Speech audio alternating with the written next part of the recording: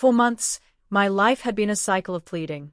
Pleading for a smile, for a kind word, for even the smallest sign of affection from my wife. Every day, I moved carefully, as if I were treading on broken glass, waiting for her approval that never came. No matter how hard I tried, I always seemed to fall short. If I stayed late at work, she claimed I didn't care about her. If I came home early, she said I lacked ambition. I cooked her meals, surprised her with little gifts, took her out, but none of it mattered. She brushed it off as though it meant nothing.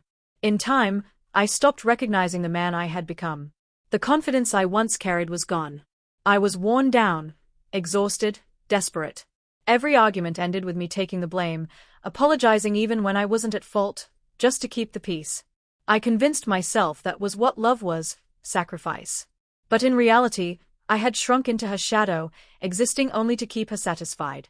Then this morning, something inside me broke. She told me to iron her clothes before work. Normally, I would have jumped up instantly, hoping she might reward me with the smallest smile. But this time, I stayed seated, sipping my tea and scrolling through my phone. I didn't move. "Did you hear me?" she snapped. I nodded, but still didn't get up. Her eyes widened, startled by this version of me, the one who didn't rush to serve her. She left the shirt crumpled on the bed and stormed into the bathroom, slamming the door. I only drank my tea in silence. Later, she asked me to run an errand for her mother. Normally, I would have gone without complaint, but I answered calmly, "I'm busy today. You can handle it."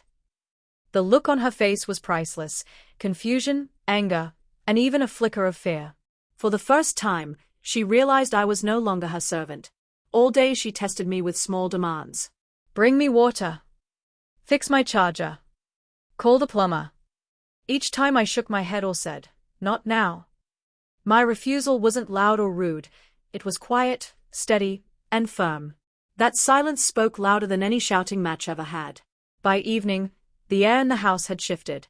She paced restlessly, sneaking glances at me, trying to figure out what had changed. Finally, she asked, "What's wrong with you today?" For once, I didn't explain, didn't beg, didn't try to make her understand. I met her eyes and said, "I'm tired of being the only one who fights for this marriage." Her lips parted, ready to argue, but no words came. She wasn't prepared for me to stand firm.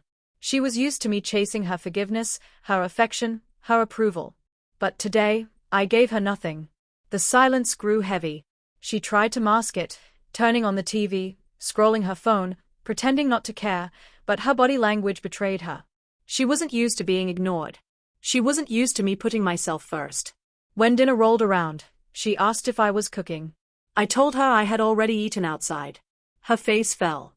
For years, I had made sure there was always a hot meal waiting for her. Tonight, I lifted no finger. She cooked for herself instead, slamming pots and pans, though I could sense the unease behind her movements. That night, as we got into bed, her voice was softer. "You've been distant today. Are you upset with me?" I turned to her calmly. "I'm not upset. I'm just done begging. I'm done living like I'm the only one who cares." She stared at me like she was seeing a stranger beside her. She tried to defend herself, claiming she never asked me to beg, saying I was overreacting. But I reminded her, every time she dismissed my efforts, every time she belittled me, every time she took me for granted. Her silence told me she knew I was right. For once, she had no control. I didn't shout. I didn't cry. I didn't plead. I simply laid out the truth and let it hang in the air. And in that silence, she realized she might lose me if nothing changed. As she turned away, pretending to sleep, I lay awake feeling strangely unchained.